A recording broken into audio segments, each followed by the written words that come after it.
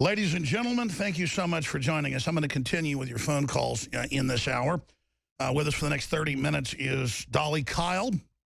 Heard a lot about her over the years. Childhood friend of Bill Clinton, and then knew them right through until they became, big, high-powered folks in politics. She graduated from SMU School of Law in Dallas. She practiced real estate law in Texas and founded Lawyers for Affordable Housing that provided pro bono legal service for low-income homeowners and for nonprofit housing groups like Habitat for Humanity. She met former President Clinton on a Hot Springs golf course later when she was 11 and was almost 13. Their friendship grew through high school and college and became a decades-long affair that lasted despite marriages and politics all the way to the threshold of the White House when she became a political liability. And he threatened to destroy her, as Hillary had done to so many of his other women over the years. Hillary, the other woman, pulls no punches in describing the way media magic makes Clinton stories disappear. And the new book is from WNDbooks.com and Amazon.com. You can find it. Hillary, the Other Woman, a political memoir. What a lot of courage, to say the least, she has to go public.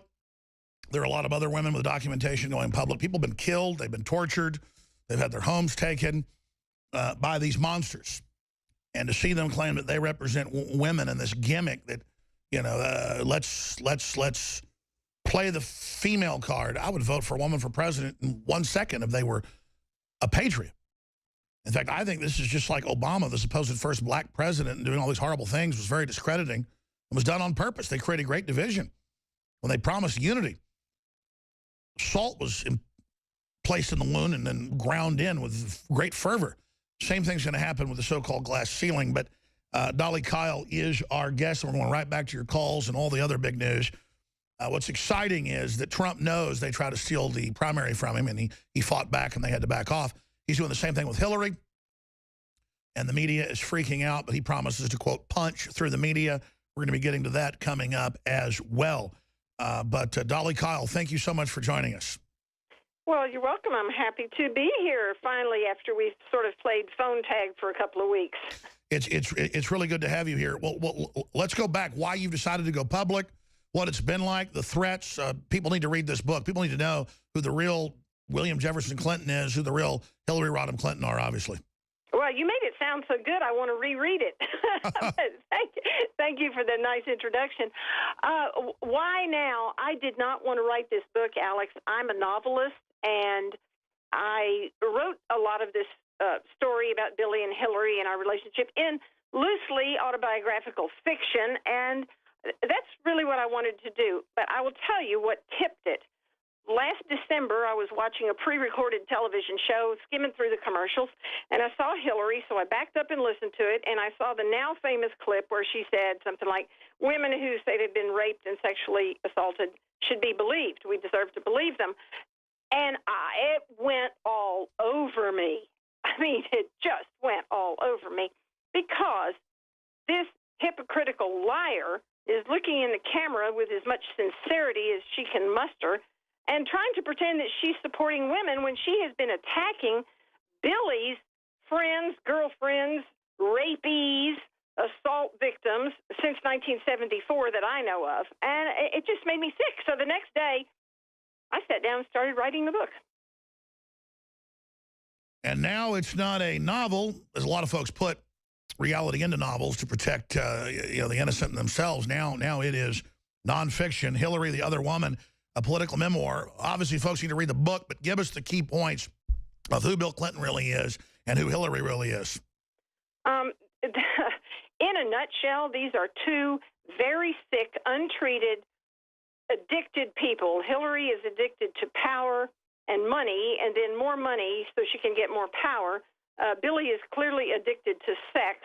And I talk about this in the book, but obviously we can't cover 292 pages in 20 minutes. So there is that. And then at the end of the book, well, you mentioned media magic. But chapter 47 is media magic, how to make a story disappear. And it tells from my own personal perspective back in the 90s when I ended up filing a lawsuit against Billy Clinton, who was the sitting president at the time, and probably no one ever heard of that because NBC, for example, didn't think it was news that someone was suing the president of the United States, nor that the issue of whether he could be sued in office when it went to the United States Supreme Court and I won was even newsworthy then. So this is the way it happened, and it's very hard for people who have lived, let's call it, normal lives to believe what is going on behind the scenes. I'm not sure I would believe it if I just heard it from someone. Obviously, I'm going to read the book myself, but give us a gestalt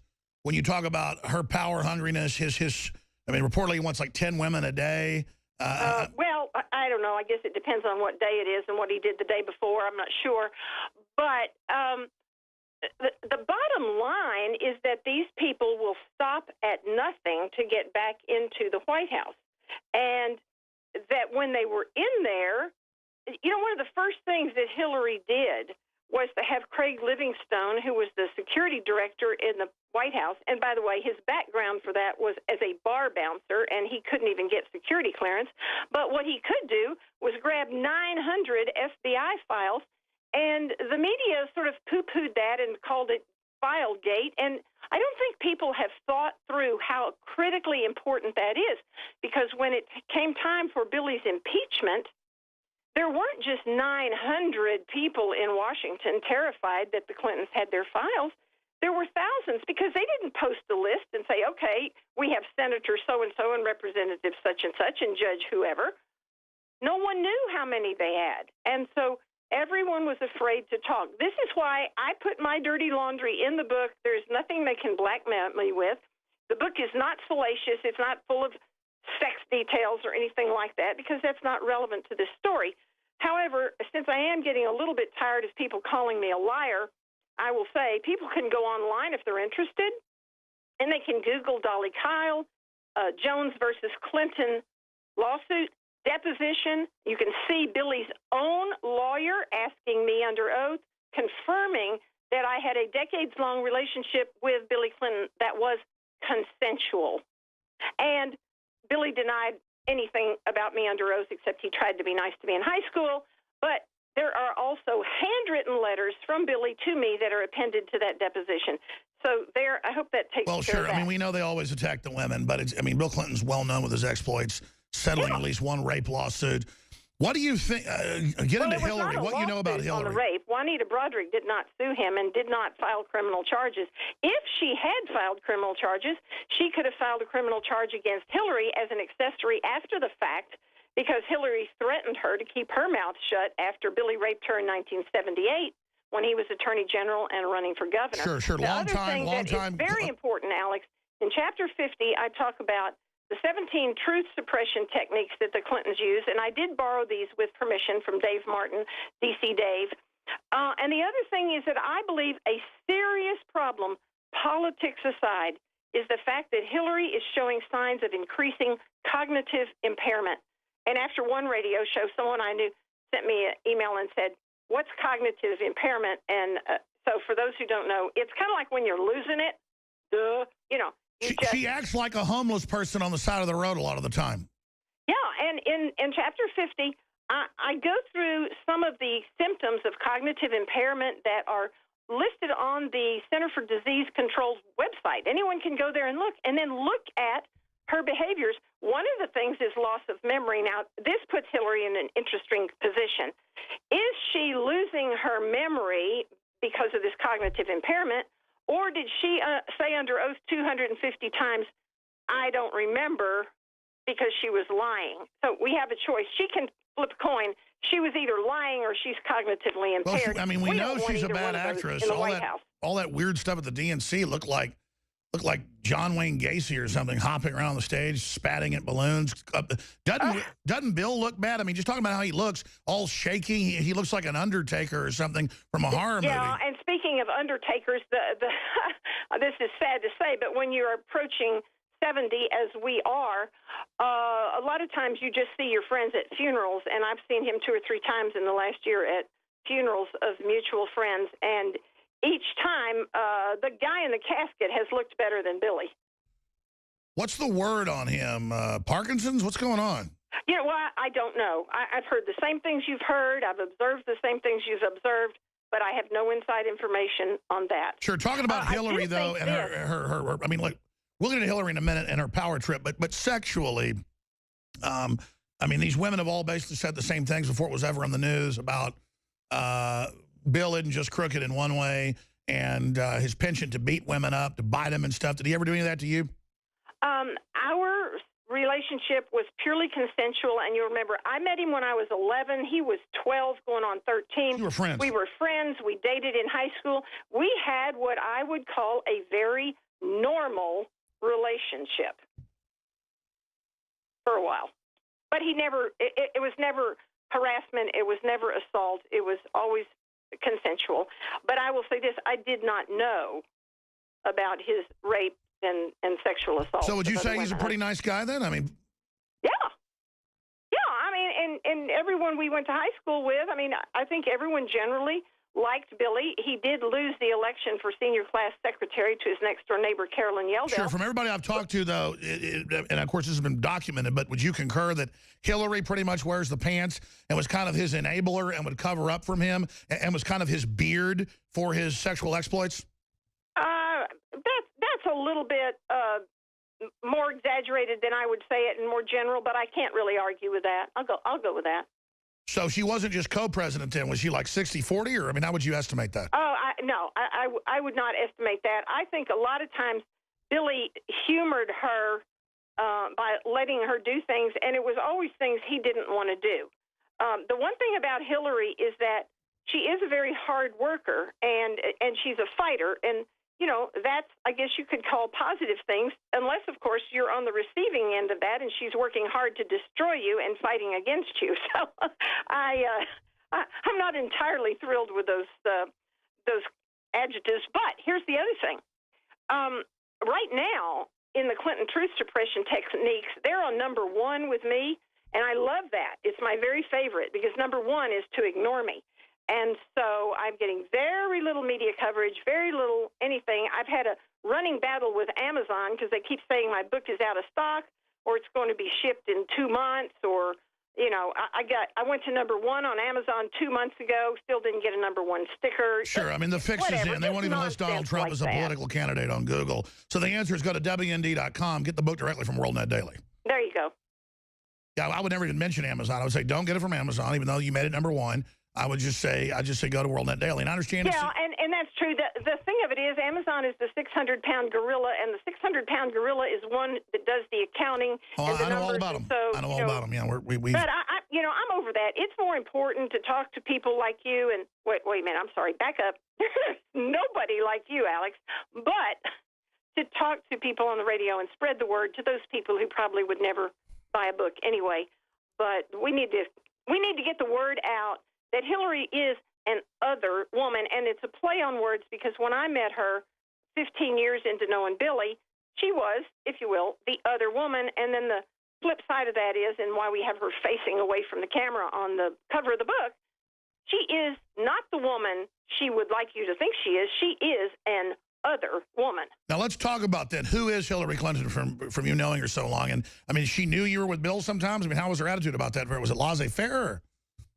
Well, she didn't really care what he did as long as he didn't get caught in a way that would jeopardize her political career because she, remember, was riding his coattails from the time she spotted him at Yale Law School and invited him to come and live with her, which Billy, I'm sorry to say, has always been something of a moocher. So, I mean, he told me in 1972 he was moving in with this law student, and it was really no big deal, and it never was any big deal between us. What about the word that she's really Webster Hubbell's daughter? She sure looks like him. Yeah, that's in my book. Robert Morrow, who wrote with my other friend Roger Stone the book Clinton's War on Women, they completely believe that Webb Hubbell is Chelsea's father. I don't think so, and I say my reasons in the book, but we agreed to disagree on that a long time ago until there's a definitive DNA test. I don't know. But if you're just looking at the big lip, go back and Google a picture of Dorothy Rodham, Hillary's mother, when she was Chelsea's age. Chelsea's a spitting image of her. And go look at a picture of Virginia Clinton when she was a young woman. She looked a lot and like she's her. got the big lower lip, too. So, And, of course, I do don't you think that's Bill, a did Bill ever definitive tell you thing. anything about his mama? Because it was reported she was a lady of the night for the mafia. Well, I knew Virginia. I mean, you got to remember, we grew up in Hot Springs.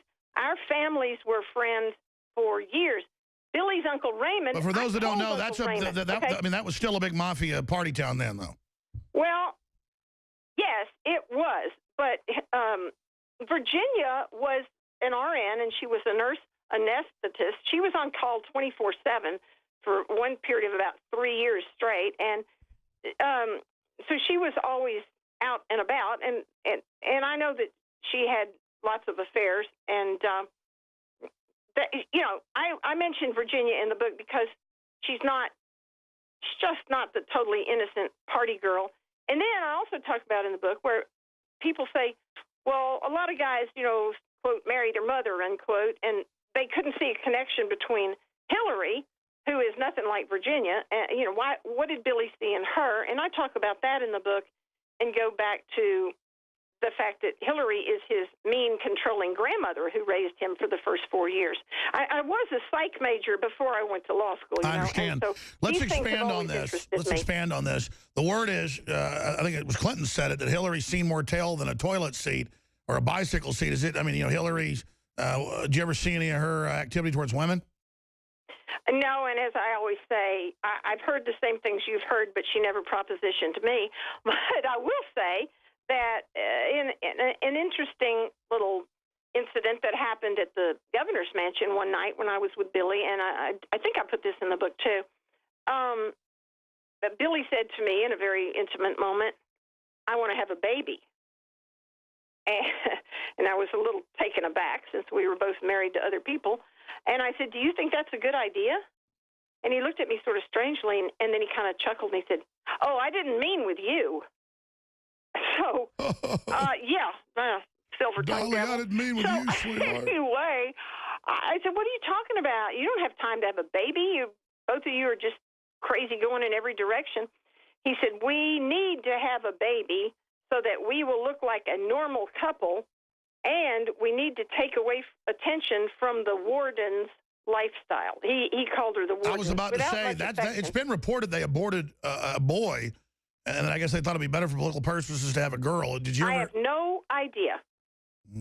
No idea about that. And I also heard that Jennifer Flowers had an abortion of a baby with him. I don't know any more than you know. All right. Well, listen, I'm going to read the book, and I want to have you back up before the election, obviously, for a full hour to take calls. Well, let me come down to Austin and do it in studio, because that's always more fun.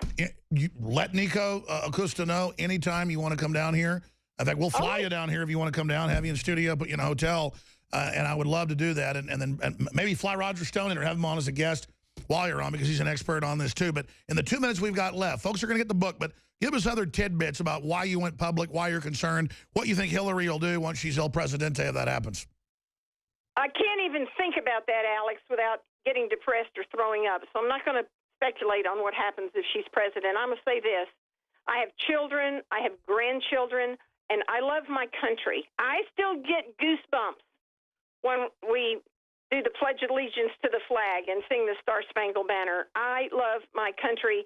Hillary hates America, hates Americans, hates everyone. Turn off the sound sometime when you're looking at a video of her and see the hate coming out of her eyes. I want to save my country for me, my children, my grandchildren, and everyone else is too, oh, by the way. But, you know, I'll admit to a selfish goal. I want it better for my family. You're right, though. When I see her, she's one of the most hateful people on a power trip. I mean, it's hard to march around like that. I march around like that for 1 minute when I'm mad at my kids, and they start asking me, Dad, what we do wrong? And I have to tell them to do their chores. I mean, she really radiates anger and hatred all the time. That's got to be exhausting.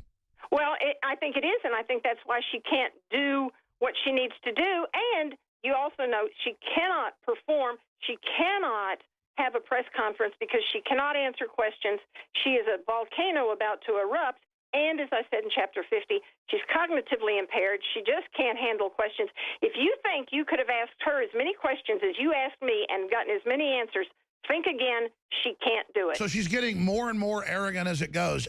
If you've got to go, I understand. We'll have you down in studio in the next few weeks. But no, I'm good. You want to keep talking? we'll just do good. 5 more minutes on what you think she'll do with the nuclear launch codes and the buttons, because I know the Russians have psychoanalyzed her, and the Russians openly say, we don't normally get involved. We don't know about Trump, but Hillary is dangerous. We are scared of her. We'll be back. All right, a few more minutes with Dolly Kyle about just how hateful Hillary is. But I've got CNN, MSNBC, and Fox News all on in the hallway, the break room, and the control room. And I went back to get some iced tea during the break, and it was every channel. Republicans withdraw support from Trump. He's in big trouble. And it's all the John McCains, the George Herbert Walker Bushes, the establishment Republicans that you've seen over and over again that are basically Democrats that took over the Republican Party with the Rockefellers and others. And we've got all these GOP congressmen coming out and, quote, backing Clinton. This is the power structure that's been sharing power, openly revealing themselves. That's what Trump has forced them to do. And quite frankly, it's genius. Thank God the Republican establishment that lied us into the Iraq war and all this is against them. And they put up that horrible person onto CNN and onto MSNBC, like Al Sharpton up there to tell us how Trump's bad, over saying, what's this Muslim guy doing up there with his wife with a headdress on, not allowed to talk? Oh, you attacked a family. What about the ISIS cutting off millions of Christians' heads around the world, or hundreds of thousands in Syria? It's just crazy.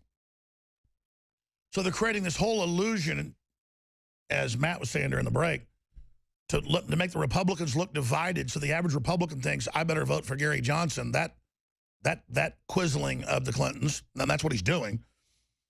When Trump's got to go to the Byrne people and get them on board.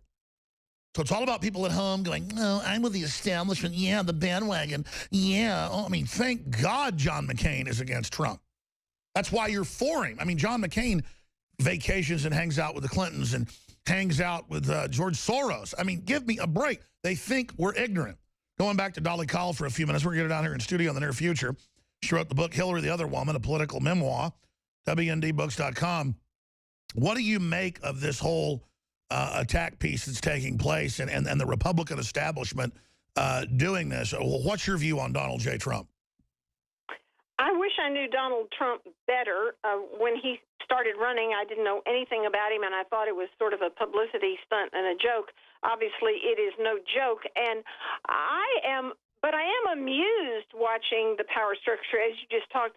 They are so afraid of him, and they're jealous. You know, these are men who are jealous of a real man with a spine and a backbone, and I think that a lot of people are not realizing that part of Trump's appeal is that John Wayne nature of his character. Like, I'm going to go in here and do what I believe is the right thing because I love America. It's not a swagger. He's very confident, and it radiates. Yeah, exactly. It really does. And there are very few men like that. And I think I wrote in this book something about if Congress, if the Republicans in Congress could have grown a collective spine, Donald Trump wouldn't have gotten anywhere.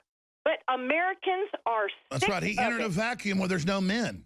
There are no men. It's like, where are the men? I guess they're in the transgender bathroom. I don't know where they are. But they're not running for office. They're not serving their country for the most part. There are a few exceptions. But it's like, what's in the water when they get to Washington?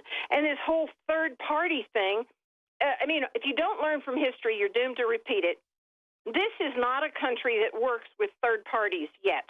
And go back to 92. If Ross Perot had not run, Billy Clinton would not have won the election. And let me go further. The numbers. When There's you have no a John way. McCain... So that third-party disillusion of votes is what caused Clinton to get in. And the other thing is this. These 25 million Christians who sat home in 2012 because they couldn't vote for either of the candidates because they weren't good enough, let me clue. I have read the Bible numerous times, including the book of Revelation. Jesus is not coming back to run for president of the United States, and therefore, people, we are always going to have flawed candidates. But I think it is morally and theologically imperative to vote for the candidate, the flawed candidate, who will do the most for the benefit of the country. And I'm not saying hand out the most stuff to the most people. I'm talking about the overall benefit of a country. Sure. And that means a place with borders. And by the way, everyone should go look on YouTube and see the video of Hillary in 2008 when she was campaigning saying, we need to enforce our borders, and if necessary, we need to build a wall in some places. Great point. Just earlier you said you didn't want to go to that nightmare scenario, but you started going there. The hatred Hillary has, the radiated aggression, the fact that she can't have press conferences. I mean, this is how a dictator operates. When you talk about her hatred and just saying, look at her, in your personal experiences, what do you think drives that? From what I've been told, and this was out years ago, it's now mainstream news, staffers can't look her in the eye. She never gives tips. She'll have a waitress fired if she looks at her. I mean, this is quite possibly a borderline personality disorder, psycho, egomaniac, narcissist. I mean, what would you call her? Well, I would say this because of my own personal history and what I studied, and that was about sex addiction. Because when I was a 16-year-old virgin, just getting ready to go off to college, yes, at 16 because I skipped 2 grades, I was drugged and raped by one of Billy Clinton's friends, and that changed the trajectory of my life. People who have been raped generally tend to go toward promiscuity or frigidity. I went toward promiscuity. I realized I had a problem. I got a label on it. I got therapy. I talked to Billy Clinton about it.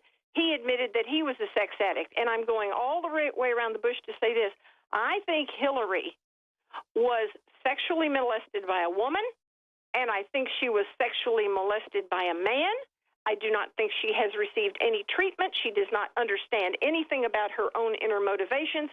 She hates the women per se, who molested her and the men who molested her, and she looks in the mirror and she hates herself, and she projects that. And I'm sorry, this is Psychology 101. You don't even have to take 39 hours of it like I did to see what's going on with this woman. I tell you, she acts very unstable and very, very dangerous. They keep saying Trump does. He's just a confident winner who, from all the women, they said he treats all the women really, really great and is a super big gentleman. And, well, you know, as I haven't met Donald Trump, but here's the thing: Hillary Clinton knew in 1974 that she was going to be riding Billy Clinton's coattails as far as she could, and from that moment on, everything she did was geared toward where she is right now, which is aiming at the White House. And so it was premeditated, intentional. Every act that she committed, from shredding Marla Kreider's cute little notes and things that she sent to Billy when she was dating him at the University of Arkansas, shredding those, shredding the visitors' logs at the governor's mansion when they left, so there was no record of me. Or what about them stealing the silverware and George Washington's plates? I mean, these are kleptocratic people. Oh, yeah. Absolutely they are. And, you know, I mean, we've kind of touched the tip of the iceberg here, and I hope we haven't ruined the story for anyone who's going to read it, but I think it's a pretty well-written book. I'm so happy. As of today, I have 350 5-star reviews of my book, and I'm pretty tickled with that. Absolutely. Look, they don't want your book getting out. You're a very obviously smart, well-spoken lady. I can't wait to get down here to Austin, Texas, and interview you here in studio. Dolly Kyle, thank you so much for spending time with us today. You're welcome. It's fun, Alex. See you soon. God bless. Lady has a lot of courage, and she's on record photograph with Clinton, the whole 9 yards. It's just all part of the whole paradigm, and, of course, they attack the person that's, you know, they're telling you the story, and she's saying, Bill was nice to her. But she was raped by some of his friends, though. And you look at Hillary, something's wrong with her. I mean, I'm going to be honest with everybody. I'm not into victimology. I don't think I was sexually abused when I was 12 and 13 by 15, 16-year-old girls. I mean, I'm not bragging about being promiscuous when I was younger, but I'm owning that as being lucky. I'm not complaining about it because I was a man by then, or at least physically I was. But I can imagine other people in their psychology, somebody forcing something on them. And I guess it affects people in different ways. But if you're 13 years old and you're over at a girl's house and the 18-year-old sister comes back from college and throws you on the bed, I didn't think of that as rape. I can tell you right now, though, I know there are people that do like grab women and tie them up in a blanket and then, you know, really rape them, and that's terrible. But I'm just trying to understand what would make Hillary be so incredibly whacked out. What would turn her into this monster that's out to get everybody? Because the Clintons are just absolutely horrible people. And you talk to all the people that have been around them, the Secret Service agents, the FBI agents, the state police, all of them, they say Bill just wants to snort cocaine and have sex with 5, 10 women a day. Occasionally he wants to rape a woman. If he wants them and can't have them, he'll do it later in life. But I mean, it was Hillary, and there is the prime mover selling the missiles, wanting the money, you know, making deals with the Russians. And it also seems like she gets off on being able to do whatever she wants. But I've talked to folks for decades about her at Bilderberg. And a lot of times we won't get any intel from people until after it's over, because Hillary's so rude and so hateful that she just absolutely wants to dominate and crush everybody. And because she grew up as kind of a Saul Alinsky acolyte who hates capitalism and wealth, despite the fact that she's in the middle of capitalism and stolen so much of it and lives on red carpets and on, you know, luxury jetliners, she still sees flyover country with your little 4-bedroom house and your little swimming pool and your little gazebo and barbecue pit, you know, that she's going to show you. And she's going to take what you got. You know, so many people, I'm going to go to your calls, say, hey, we had a big boom under the Clintons. And it's true. In that economy, there was more of an economic boom than we've seen since then, because that was the end of the country. That's what the banksters do in Brazil or Chile or Nigeria or the hundreds of other countries they've done it in. They come in and they balloon the currency. They put the nation massively in debt. You're just getting a little bit of the money from the inflation and the trickle-down spending. The trillions in derivatives they're creating and the counterfeit, you're going to be signed on to it and you're going to be a slave. The big banks are getting the main benefit up front and throughout the process, and in the bailout that came in 2008. And they admit the Clintons are the main authors of that, along with the Republican establishment. But I know this. Watching the Republican establishment come out and decry and put down Donald Trump and just much ado about nothing. And one time he made fun of someone who was disabled and then make that up. And oh my gosh, he said, what's this guy up here on TV with a woman with a hood over her head? I mean, you know, at a certain point, I can't go to Saudi Arabia and preach the gospel. They can shoot their mouth off about me all day and that's okay. But here it's like, oh no, you did something wrong.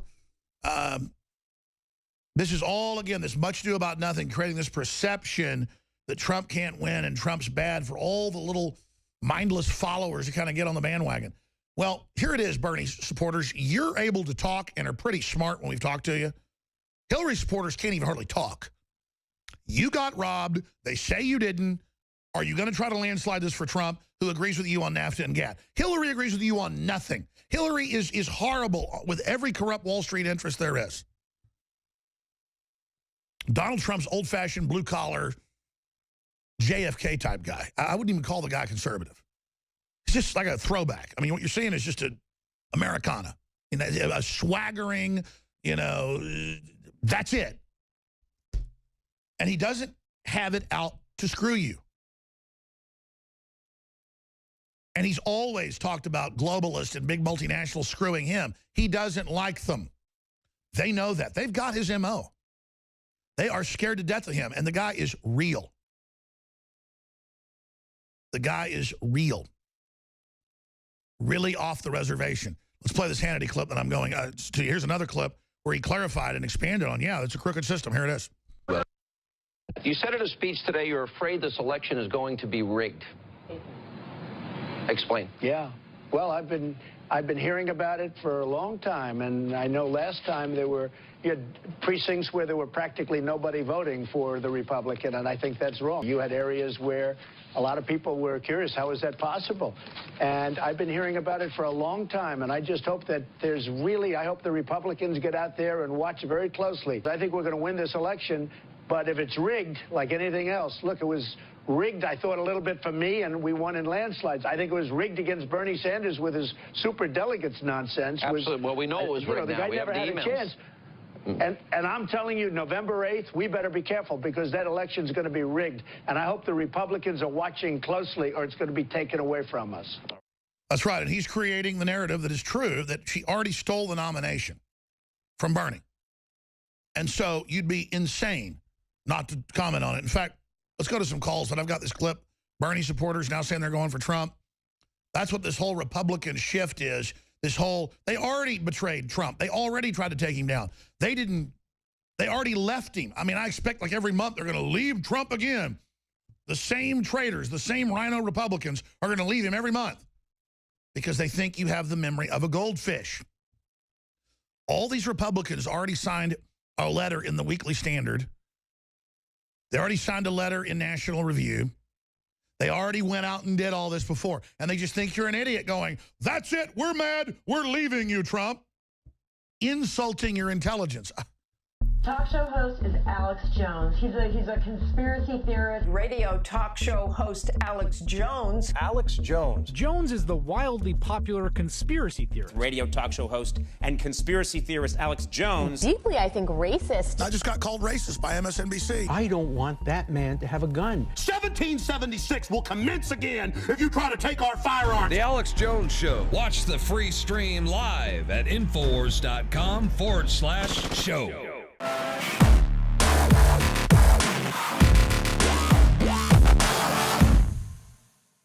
We have ended the big mega sale, the biggest in our history. Now, we have kept 3 items, though, this week. That's Brain Force, While Supplies Last, the amazing nootropic, for $17.76, normally $29.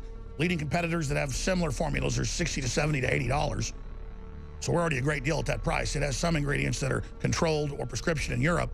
That's how powerful it is. Read about it for yourself at InfoWarsLife.com. That's 40% off. DNA Force, our flagship product. It's a big deal to offer 30% off on that. We're extending that. And then Vitamin Mineral Fusion. All the vitamins, all the minerals, the amino acids, the cofactors to help upload it. Great tasting fruit punch. Organically flavored. There's nothing else out there it's like it. It's amazing. It's plant-derived minerals. InfoWarsLife.com. That's 30% off. But I'm going to go further. Boom, here it is. Normally you sign up for auto ship, you get 10% off. You still get that on top of it. I'm doing free shipping on everything. Whether it's one Hillary for Prison shirt or a Bill Clinton rape shirt or whatever it is, whatever informational warfare weapon you want to help spread the word and meet like-minded people, free shipping store-wide. Free shipping store-wide. Again, ladies and gentlemen, you can get 40% off on Brain Force. You can get 30% off on DNA Force.